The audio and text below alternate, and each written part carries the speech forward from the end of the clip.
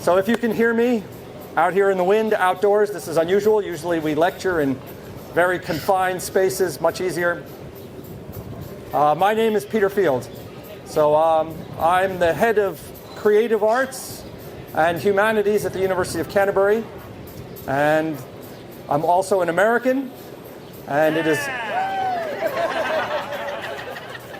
an American. And it is a pleasure to say that I'm here not talking about Donald Trump and American politics. If you have questions about that, that can come later. So what I am here to talk about today is more in my capacity, or less in my capacity, as an American, though I am by profession a professor of political theory and history of things American.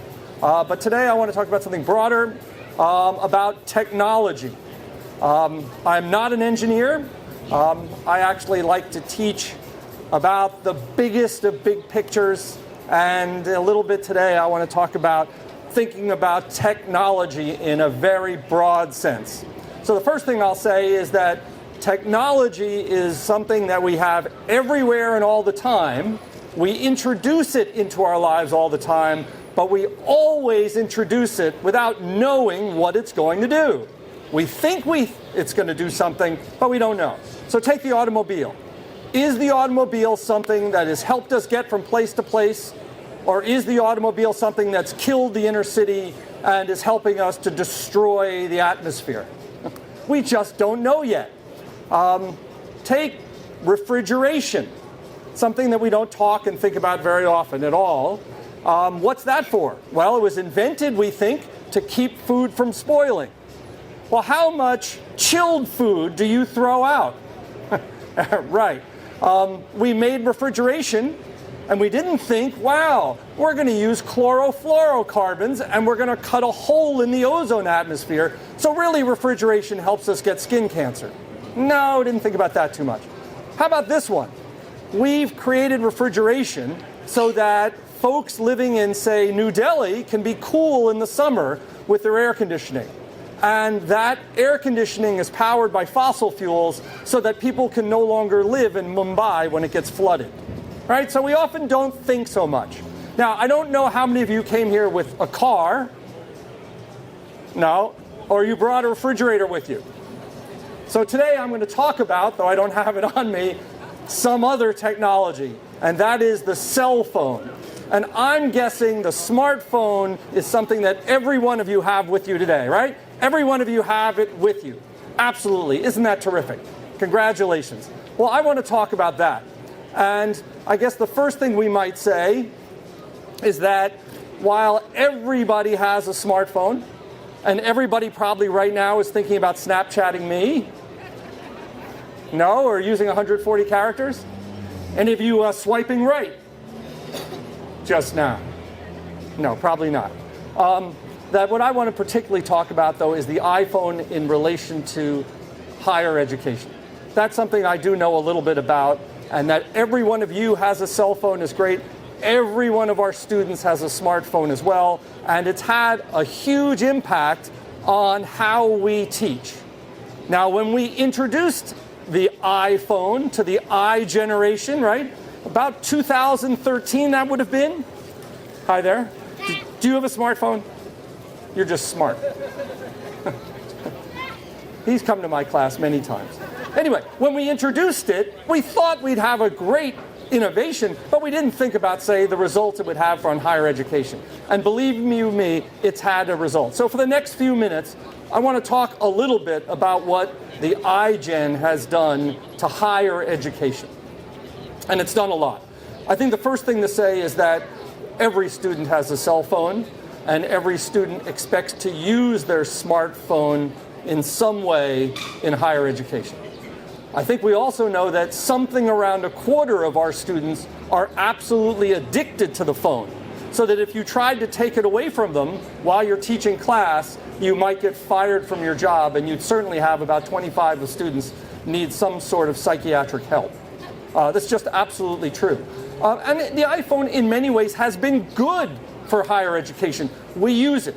Everything we do at the university, virtually, is what we call blended learning. Now, this will put you to sleep to talk about that, so I won't go in much. But we absolutely use the smartphone technology in class in so many ways. Not only in taking quizzes or taking samples or forwarding information or having students look up stuff, but actually we expect and our students demand that our professors and lecturers put all of the content of a course online. So that right now, if you were in one of my classes, you could look it up and find out what the homework assignment is, when the next lecture is, where is the next lecture, who's in it, how many classes have you missed, what's the assignment, can I look up the assignment? And that is all to the good. We even add in some other things like examinations and tests and essays that you can submit and do online. So for us, higher education has been infiltrated by the smartphone, and it's made us, in some ways, better teachers. Absolutely. And that's not really what I want to talk about. So I have a few notes here about how maybe the smartphone has not helped us. And that's kind of the question that I have for you. So what does it mean for the university? And I want to talk about two things in particular: knowledge and teaching. Okay, so there's the outline. So what does it do for knowledge? Well, to be sure, I know this, that when I went to university a long time ago in the United States, the main job I had, and that professors tried to get across to me in class, was how do you find something out? So 50%, 60% of the time was going to the library, looking in the card catalog, looking up things to find out information. Well, folks, I've got news for you. Your smartphone has more information on it than anything anybody will ever look up physically anytime ever. So right away we know that higher education has to change. It has to change because a lot of what we did a long time ago, not you yet, but was to look up information.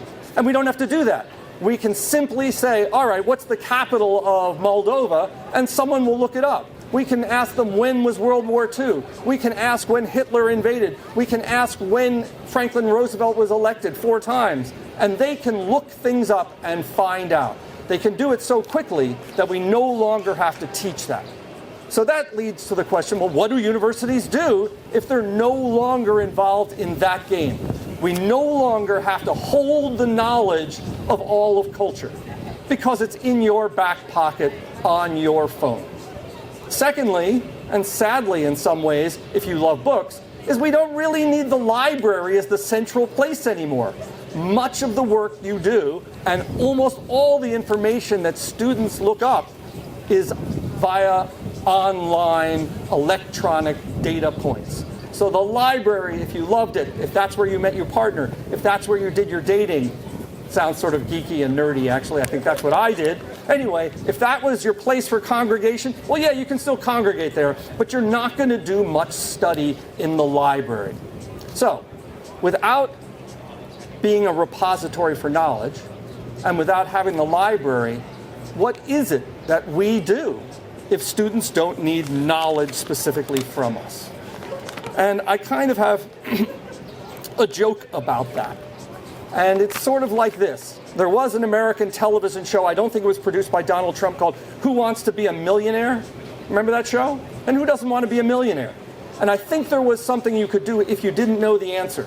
And that was called to phone a friend, right? How many of you have ever done that, right? Phone a friend, right? You can do that. Well, today, our students, if they want to be a millionaire, can simply friend a phone. Okay, that wasn't funny? Let's try again, right? They simply can, right, have their phone as a friend, and they can be a millionaire. They can look up any question and every question. So that story is largely over. So while I sit here with a brain and have been trained, and learned a lot of things, simply put, the phone outpaces me straight away. I mean, even a dumb smartphone is smarter than me. So, in some sense then, what I would say is this. I've been a teacher for a while, and the old Peterfield teaching 1.0, is dead. It's over. It's dead. So if I'm going to keep teaching the same way, I'm dead. I shouldn't have a job. You shouldn't pay me. So I've had to think about then what I should be doing if knowledge is everywhere and readily accessible. What should a teacher be doing? You want to know? Well, that's my job. If I've got anything to tell you today, it's what should we be doing in a world where the phone is smarter than the professor? And I guess everything has a yin and a yang. And the yin is information is ubiquitous. It's everywhere. The problem is when information is everywhere, students run into trouble. What they know they can get information from, they often don't know what is the source. How good is that information? What is the information I should remember? What is the information I can forget? In fact, quick footnote, in many ways, phones can make us dumber. The smarter the phone is, the less we have to think about what we'll remember and what is useful to remember. So, in some measure, the job of the teacher now is to help students try to decide what's important information and what isn't. Not how to know, but what to know.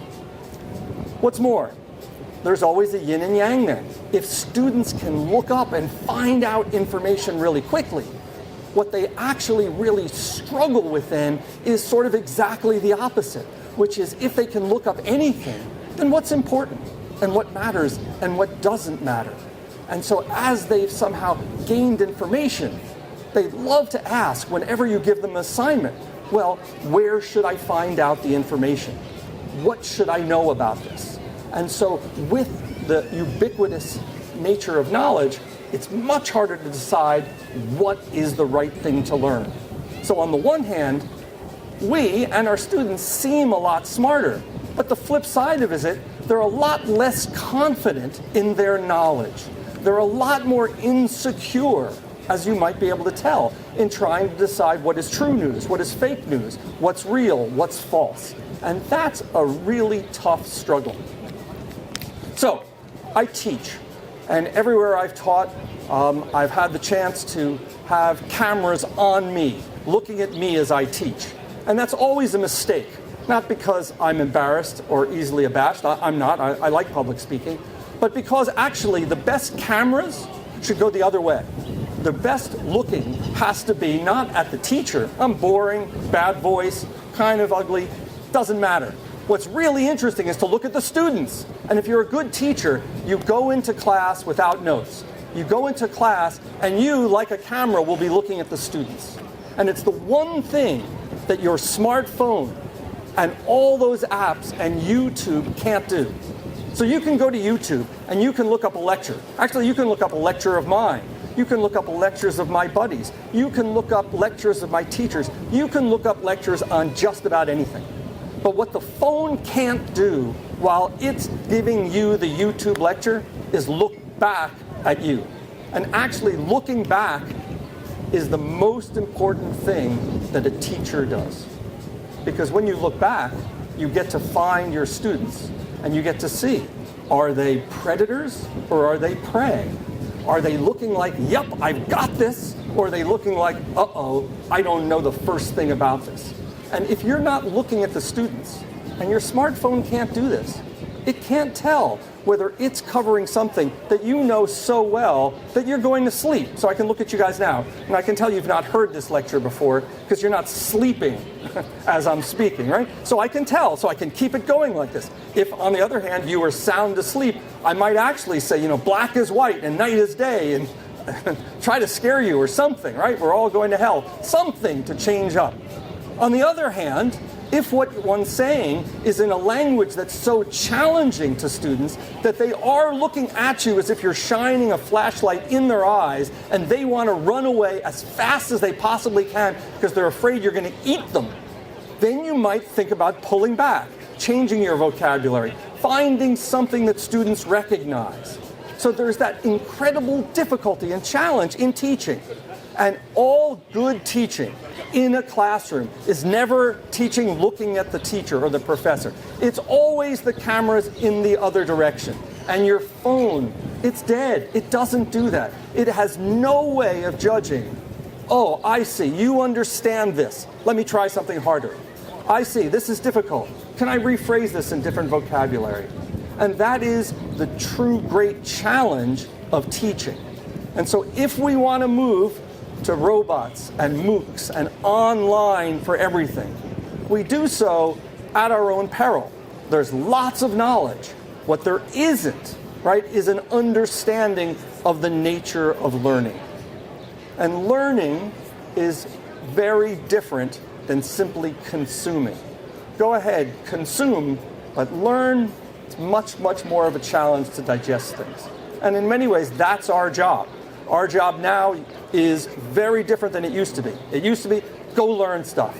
Today, our job is to get in touch with these students and to find out what they need. So, in conclusion, I don't know how much time I have here, but in conclusion, I'll let you go back to your regularly scheduled meal. A couple things about young people. Maybe you know these, maybe you don't. I'd say the first one undoubtedly is that young people are pressured a lot. There's a lot of speed in information. There's a lot of instantaneousness with phones. And the instantaneity of the phone and life makes them in a big hurry. So in many ways, they're in a big hurry at the age of 17. The question I have for you is, do you think they're better equipped? Do they think they're better equipped after high school now, after their home life now, for work and life? Are they better off? Are they better equipped? Not so much? Not so sure? So what we've done is we've given them much faster information, much faster expectations.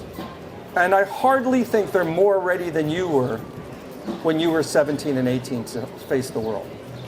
So what we have is a real great challenge. In the world of fast food, and nothing against Bacon Brothers and the Riverside market and all of this, but in a world of fast food, learning tends to be slow cooked. And so when things are in such a hurry, we get students and we want them to slow down. We want them to reflect.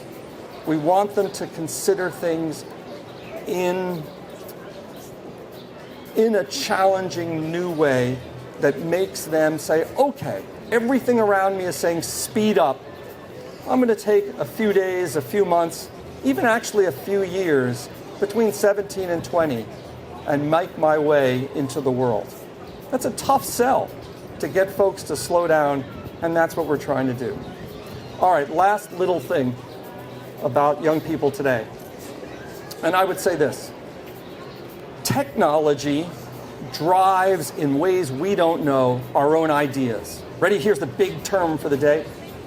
Technology, in many ways, is in dialectical relationship with ideology. How's that? You all done? Got it? All right, what do I mean by that? Technology, we know what that is. What is ideology? It's the way we think and the way we put things together. And in many ways, our smartphones, our instant access to information for 16, 17, 18-year-olds gives them information, and they're interested. My gosh, they are political. Everything for them is ethical and political, and they look stuff up. But by looking it up on a phone instantly, or better yet, what's fed back to them as the sum of their clicks is very different than opening the press, or opening, for me, what used to be the New York Times, and going to the editorial page and the op-editorial page, where the New York Times would tell me, here's what we are as a newspaper. We've thought through American foreign policy. We've thought through which dogs should breed. We've thought through rights to reproduction. We've thought through taxation. And we have a general view of what this means. That is not what our students are about now. They don't read and reflect. They get information on a smartphone. So my understanding of these young students is, I think we should say this is the end of National and Labour Party. I don't see Jerry Brownlee, he's my MP around, but I think it's the end of political parties.